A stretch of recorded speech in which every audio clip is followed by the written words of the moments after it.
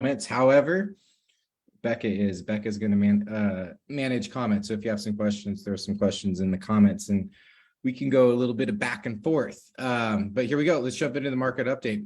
What we're going to cover today. Last time I gave a presentation was in person in our investor lab meeting in September, and there's kind of some themes that came out of that presentation. Was the housing market's in a recession. We've got data that clearly shows that. You can clearly feel it in the marketplace. I don't think anyone denies that.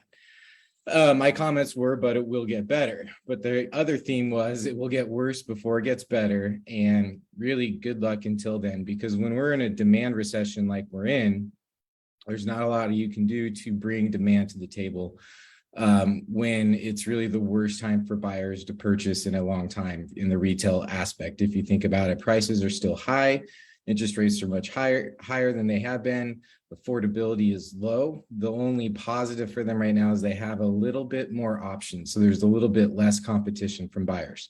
However, there still are buyers out there. There's still transactions closing.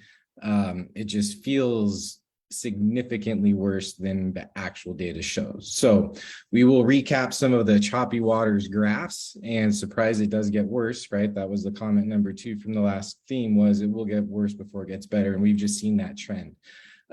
Keep July 27th as a date in context, because we will at the very end who I'm following. I always like to put data into context and perspective. So I'll kind of talk about who I'm following, kind of the thought process behind their thoughts and how they give different perspective to the market.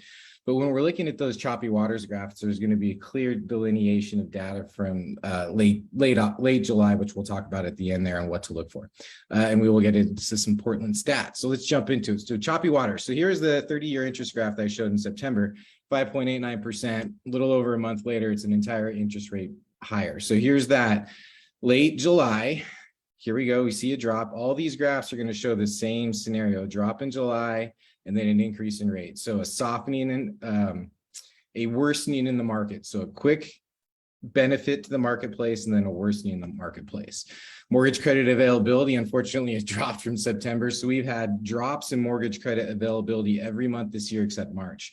So that's concerning, right? And one of the things I always track is how well is the mortgage market working, and the credit availability index is one way to do that. We've dropped, so now we're into the 2013 levels. We're not, there just isn't as much availability to borrow in the marketplace, which makes a ton of sense given where interest rates are at. So that's where one graph where we start to get concerned. Here's where the interest rates were back in September, or the 10-year treasury yield, 3.3%. And you can see again, late July. So there's an improvement in the market and then just worsening. And that worsening has just been in that same straight path. So we're feeling exactly kind of what we talked about in September, was things will eventually get better, especially when the real estate market, it's going to get worse first, because it's exactly what the Fed has been saying, is we need to create pain. The only tool that we have right now to do that is to raise interest rates, slow down our economy, create demand destruction in order to increase inventory levels to bring prices back down. And so that's a process that takes a while to play out, and we're watching it play out. Here's the Dow Jones again.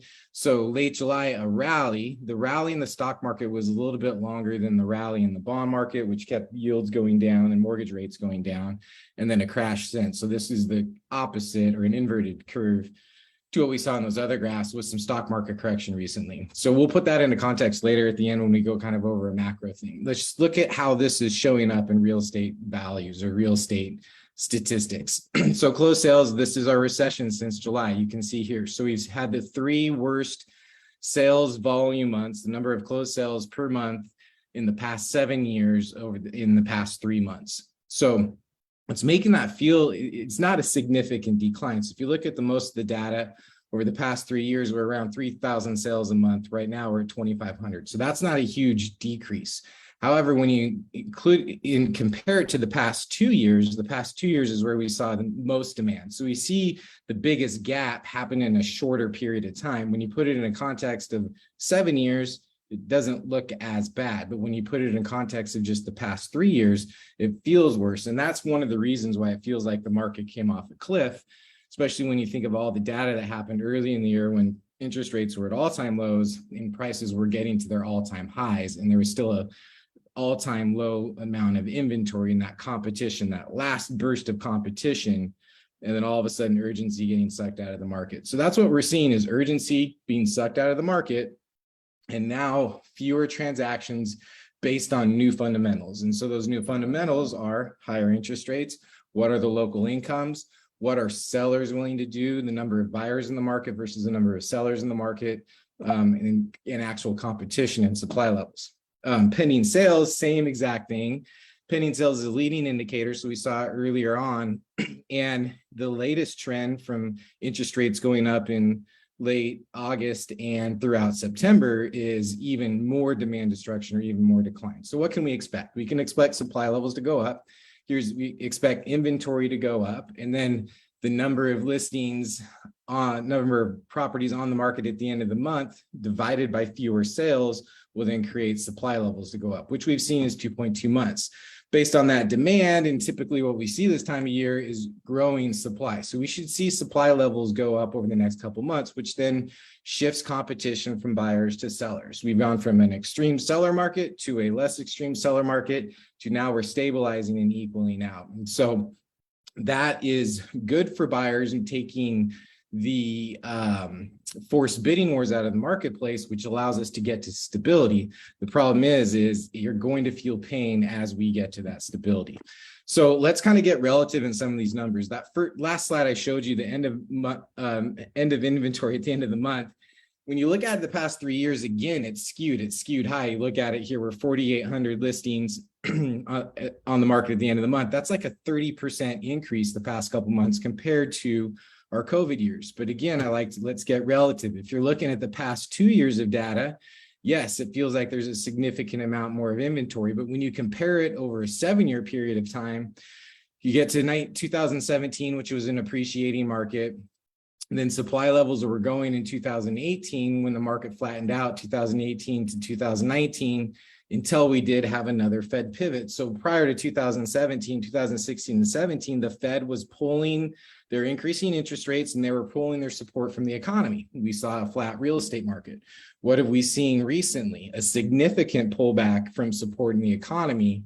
And so our numbers have increased higher, but that's more of a monetary policy that we're seeing, which is in the past, it led to increasing supply levels, lowering appreciation rates to eventually a flat market. And then in 2019, we had an inverted yield curve, which the Fed took quick action on. They had an emergency meeting, immediately dropped their rates by 1%, changed their policy, started accommodating the marketplace again, and then supply levels started coming back down in 2019, propping up 2020 for a very good 2020, or is 2020 orange, propping up 2020 for a very positive market until COVID hit. And then we saw that significant drop in inventory. So if you look at the actual availability of homes, at the actual number of inventory, 2018, 2019 was a very low amount of inventory. 2017 was even less.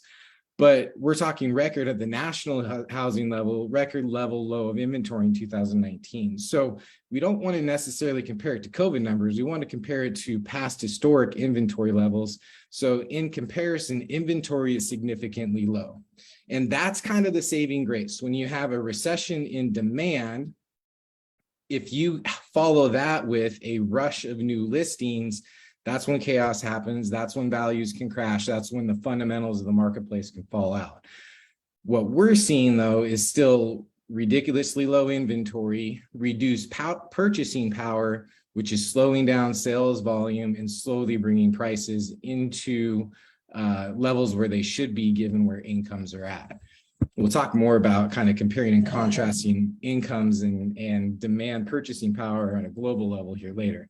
If you look at inventory levels in 2006 to 2010, remember, we were just at 4,800 listings. So here in September, 4,800 listings. If you look back in 2006, that's less than half of the amount of inventory on the market back in 2006. And then inventory increased even more in 2007, less inventory created, 2008, and then more in 2008. 2007, more in 2008, and then started lower in 2009, 2010.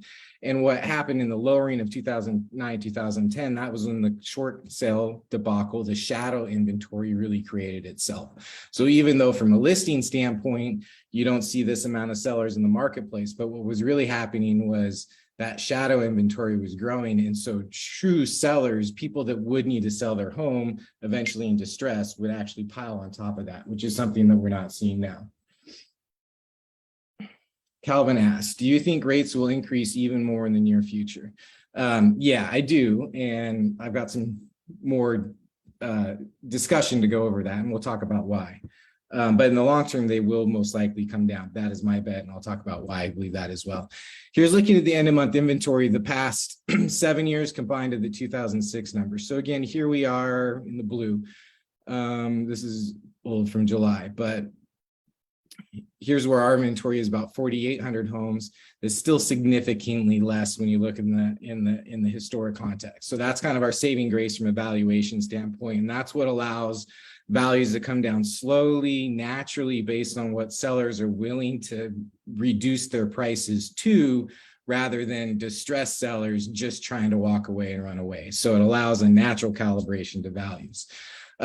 New listings, here's our new listings. So again, one of the reasons we have low inventory is because we're missing move up sellers. So a first-time home buyer is just demand coming into the marketplace. But when you have move up sellers, you need to be able to buy in order to sell. And if you're having just as much trouble purchasing what you want to purchase because affordability is down, then you're not a seller as well. And so that's a net neutral to the marketplace. So that's one of the reasons that we're seeing fewer listings on the market.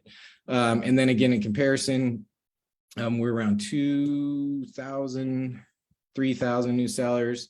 3,000, if you look back, in the early time, that was more after kind of the crash. If you look at 2006, 7, and 8, 3,000 listings is significantly less than what they were seeing then. So again, we have just a fewer amount of willing sellers in the marketplace because they don't need to sell. They have much better loan parameters, income to ratio values in place and in check.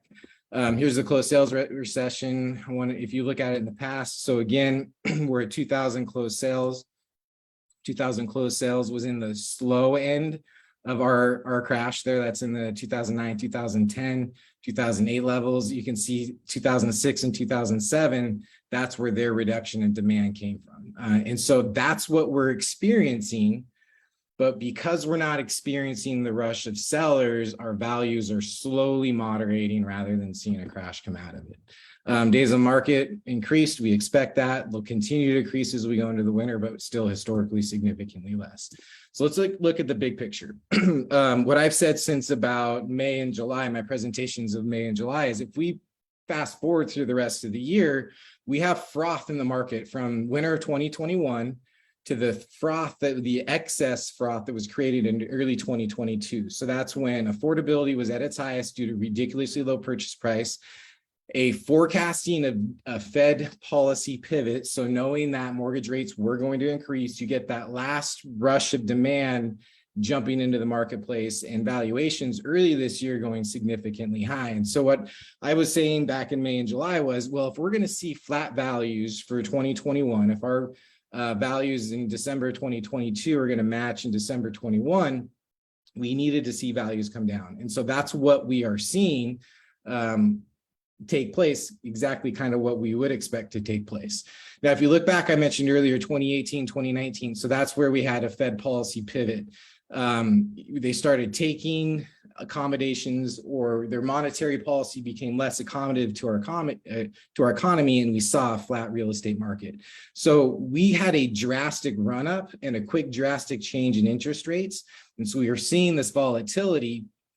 What we should expect is continue calibration of prices, but a market that functions based off less monetary policy for a short period of time until that eventually pivots. Here's some bigger stats. Previous month, as I mentioned, prices need to come down over the previous month from month to month in order to get our year-to-date numbers in that low single-digit range. But what we're still showing is prices are 4.5% or 7.5% higher than they were this time in 2021. But from a year-to-date basis, that number is higher, meaning we haven't sucked that froth that shot into the market earlier this year that needs to come back out. And so we'll see those numbers kind of calibrate as we move on to the next few months. Big pictures to look at. Demand's down significantly year to date, 20% down in closed sales, 13% down in 13.8 in closed, 19 in pending, but new listings are down as well. And so this is why we've seen supply levels increase. This is why we've seen demand shift or competition shift, but it's not shifting as much as it could be if sellers were going. Some quick check. Here's supply levels 2006, 2007, 2008. They saw ridiculous increases from the 2.5 to 3 month supply. This is kind of their low, the mid 2000s low. You know, we got to fractions of this, to quickly doubling, to quickly tripling and quadrupling. So this is what we are avoiding. And that's why I'm one of the people that says a housing crash is not coming. We do need to see values come into line with incomes based on interest rates, but interest rates alone are not what make up purchasing power. That's not the only factor that makes up affordability. You still have to look at prices. You still have to look at incomes, and incomes are solid in Portland. We don't have a market like a Boise or a COVID market where people moved from like mass exodus from California, where you have a significant amount of buyers bringing their California economics into Boise real estate purchasing. We get some of that. We get some of that transplanting. We saw that in the mid 2000s, but the income levels generating our prices here locally are more in line with what the housing should cost. And so we don't have that huge price fluctuation that you can see calibrate from like a macro national standpoint. And so one of the things I talked about in my last in-person presentation was, how does a calibration happen? And I picked on one neighborhood, Coley, that was really close to some really hot neighborhoods, Alberta, Beaumont, in Irvington. When supply levels are really low and people want to be close to Alberta, but they can't afford Irvington and Beaumont, then they go to Coley, which is more of a blue collar neighborhood. It doesn't have the housing stock. It doesn't have the quality of housing, the size of housing, doesn't have the infrastructure to really support the values that it was getting. So as the market conditions change, Coley has to come down into relation of what it offers from a price standpoint. And that'll happen much faster than Alberta or Beaumont and Irvington, because those other neighborhoods have the fundamentals that support the prices they saw, whereas Coley was propped up due to its proximity of other higher end markets. And that needs to happen on a national level as well. There's going to be markets where demand was artificially increased because of fewer options and very high purchasing power, which created excessive appreciation in some markets, where some markets, they have the fundamentals to support it. And so when you look at Portland as a whole, we're one of those markets. We don't have a lot of inventory. Builders sentiment has reduced, which means builders are pulling fewer permits. So ultimately, this is going to hurt our supply, our inventory to our household inventory to household demand ratio. So in the long run, it actually creates more of a supply constriction. So wanted to point that out there. So macro context, here's who I'm following, who I like to listen to a lot. Chamath, not gonna even try and slaughter his name, but the All In podcast. He was really, I like him because he brings perspective from a investment scenario.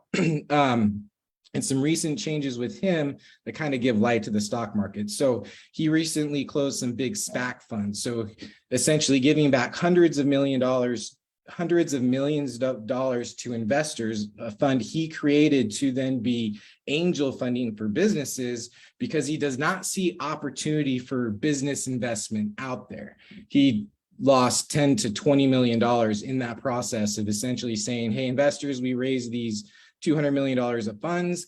I'm going to give it all back to you because I think you can do better in other markets than you can investing in businesses right now. If you listen to his podcast, he talks about how he does feel the stock market does a good job of pricing in future pain. So the stock market looks more to 6 to 12 month windows. So they're kind of pricing in a recession now. And he's talking about the stock market bottoming out and now making better returns in those types of investments, talking about AAA tech companies, the large tech companies, smaller ones going under, new ones not getting the funding to start. Right now, it's hard to find deals and fund deals because valuations from 2 years ago are significantly higher than they are now. So why have that money to go and invest in businesses when you can go invest in the stock market? So he's talking about a talent consolidation amongst the better tech companies. As competition goes away, the big giants remain. The big giants will then be able to pull talent out of those smaller companies. So I like his perspective and the other guys on the All In podcast because they look at it more from a macro investor world rather than real estate.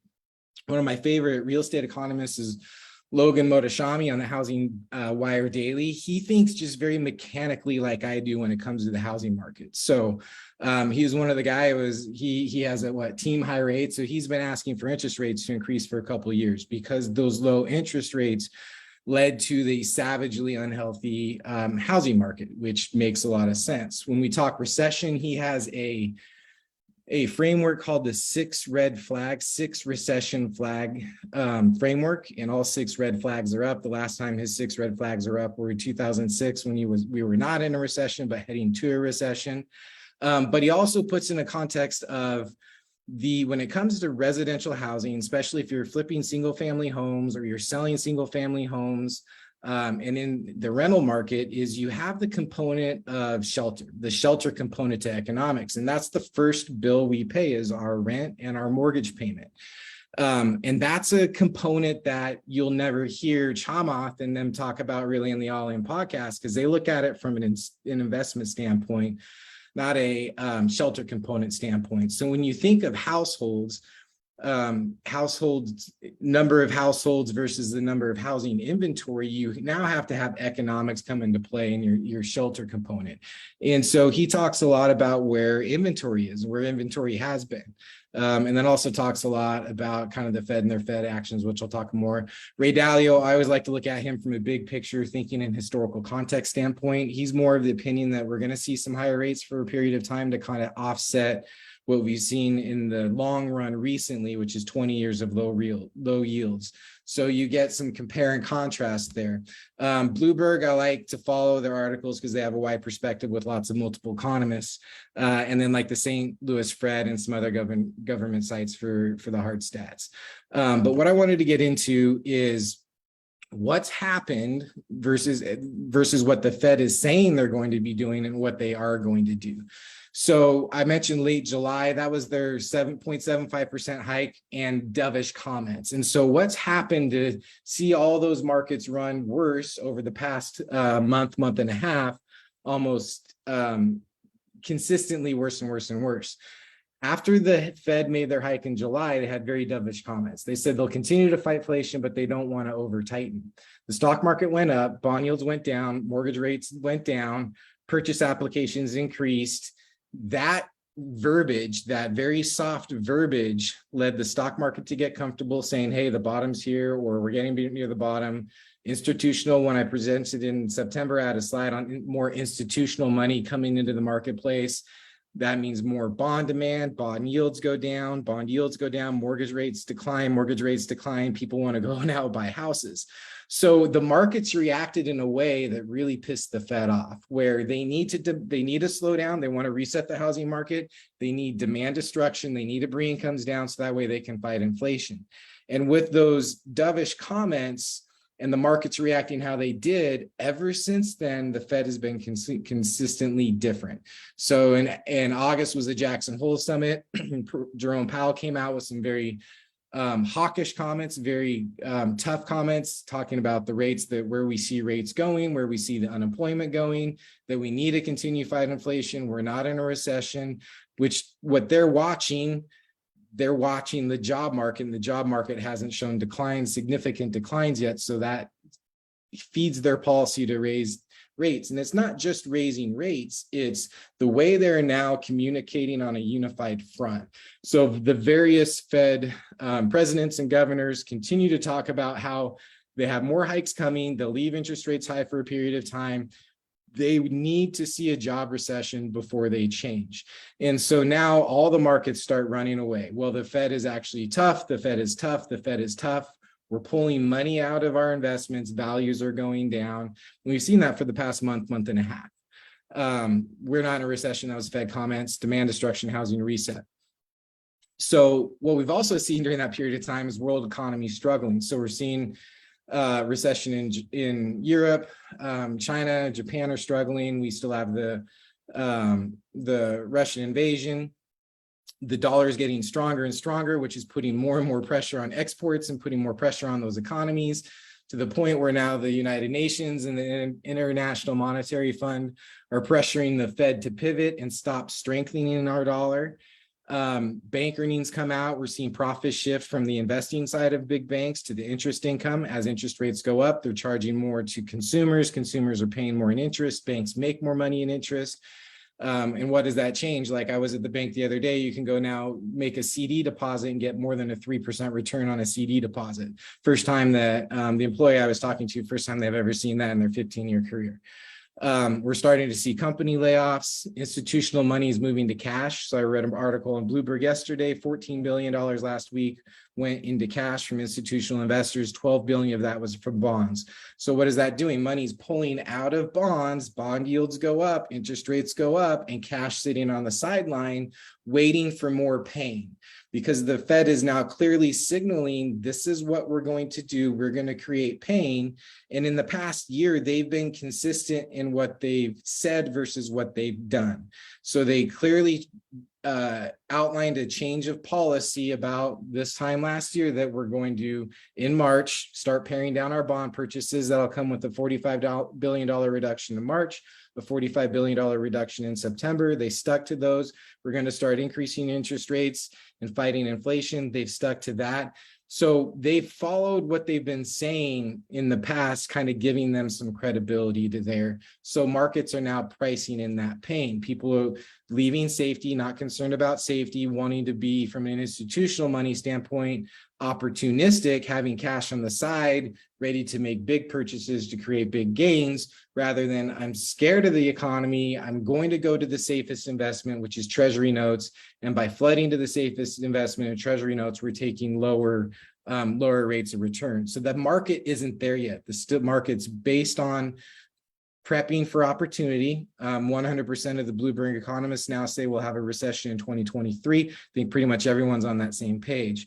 So institutional money is getting ready to pounce. You also add into that something Chamath was talking about the other day on his podcast, is you're at the end of the year, you have investors with capital gains, but you have loser stocks with losses. And so now it becomes tax loss harvesting time, selling those loser stocks, taking those losses to offset your gains on your tax return, liquidating that poor asset, now having cash, which you can then purchase a better asset with a more opportunistic future. So we're seeing that kind of happen in the in the stock market now as well. So what are we going to see? More pain. Interest rates will probably continue to go up for the next few months until we start seeing a difference in how the Fed talks. So if you're the Fed and you have two mandates, those mandates are, I need to fight inflation and I need to keep unemployment at its best. Right now is the best time for you to do what you're doing, which is increase rates and stop supporting the economy, because inflation's high and the job market is not bad yet. So get your gunpowder now while you can. I believe they will continue to raise rates. I do believe that the market's still going to believe them. The problem is are they going to over tighten? Because they're looking at lagging information when it comes to inflation. Rent inflation is one of those lagging numbers. You have a lot of, from a supply and inventory standpoint, just shadow inventory building up that will eventually reduce prices and reduce them, hopefully, somewhat quickly. Cash balances are growing because institutional money feels like there's an investment opportunity coming up.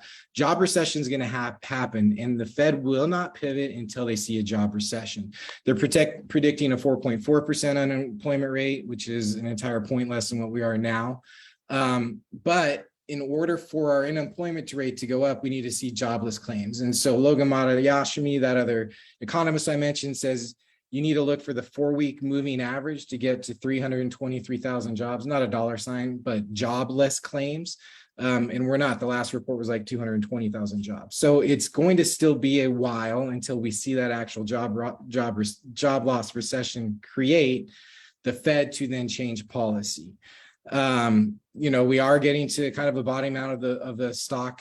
Is it bull market? No, it's a bear market. Excuse me, bear market, put bull market, but kind of a bottoming out that will create investing opportunities. I don't invest in the stock market. I prefer real estate because I know it and can manipulate it.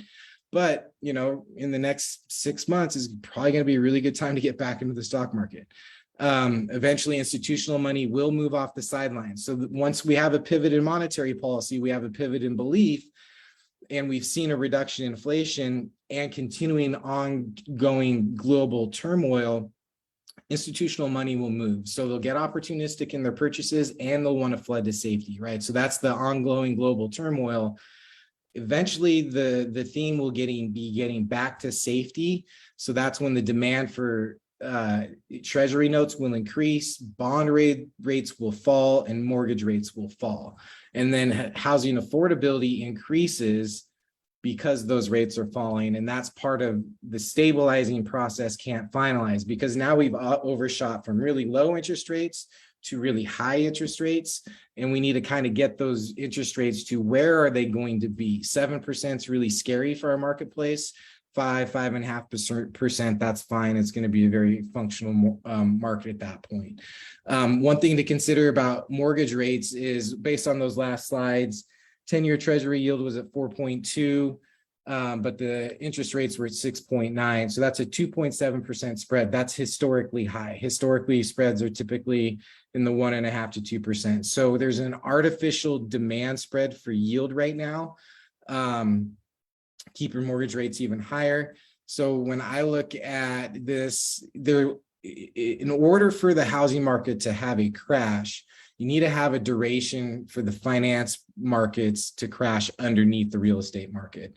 And I don't think that's going to happen. I think the Fed will step in and start buying mortgage-backed securities. If they over tighten and demand destruction becomes too much in the housing recession, the housing industry makes up 20% of our GDP.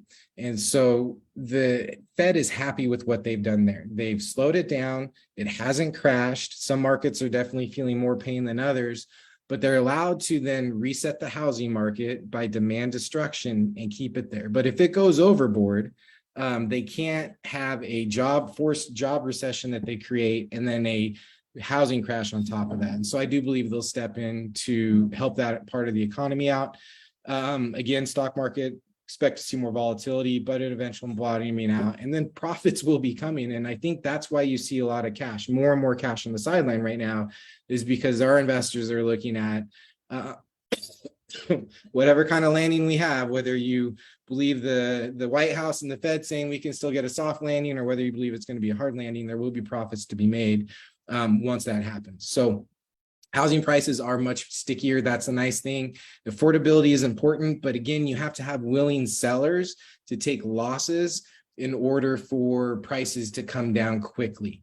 And there are those types of sellers out there, developers, builders, lowering prices, flippers, trying to get inventory out, trying to reset their basis so they can make more profitable deals. There's also a lot of sellers out there that just won't need to move and they won't sell.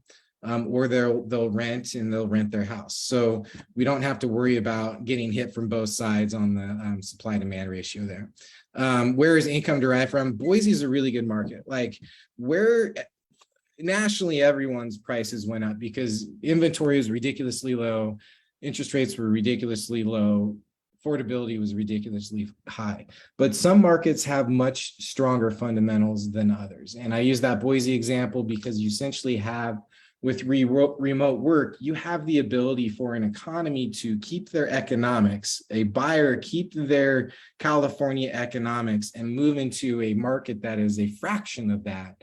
Their income hasn't changed, their housing, their lifestyles changed. They have no relativity to the actual values of the marketplace. They can come in and use their economy, their local economy, beat out the economy they're moving into, and setting a whole basis of whacked up fundamentals from housing. So those COVID markets, those remote work markets, you think, put in context, how long is that demand stream going to be there? Is this a 10-year move from California to Boise? Is it a 5-year move? Is it a 3? Is it 2? Is it a 1-year move? And based on that flood of activity, if it's a 10 long-term trend of California's moving into Boise, that's one thing. Now you have a new economy or a new income basis setting the fundamentals of the housing market. But if we're talking about a 2-year run, just an exodus of, hey, I don't want to live in California, I want to go live in Boise, I'll be remote working, have a big income, sell my house for a lot and run into Boise, but that's only a short run, and now incomes eventually need to get back to the local income levels of Boise, then that becomes a problem. And that's why you're seeing prices come down significantly in a market like that. Whereas in Portland, you're not seeing prices come down, you're seeing listings get canceled, right? Because my income's fine, I can afford my house, I'm not getting what I want to sell. It's because I'm not getting what I want when I want to sell, it's keeping me from buying what I want when I want to buy. So I'll just wait it out and see when things change. And so when we see an actual monetary policy pivot, interest rates will have to come back down. We have too much government debt for interest rates to be too high for too long. And so interest rates will come back down. Affordability then gets back in line with where it was recently. And so we can see values come down, bottom out, affordability go up, and we can get back up on an upward trend. But I do expect until we see that, it's going to be kind of hard to sell a house. You're going to need to have fewer excuses as a seller. Your property can have fewer excuses, and you're going to have to be willing to deal and negotiate in ways you haven't. So that's it. That's what I've got. No more texts from Rebecca. That was about a half an hour. Hope everyone's doing amazing. We will hopefully see you in person. Our next meeting, November, second Thursday in November, in-person meeting. Be there or be square. Adios.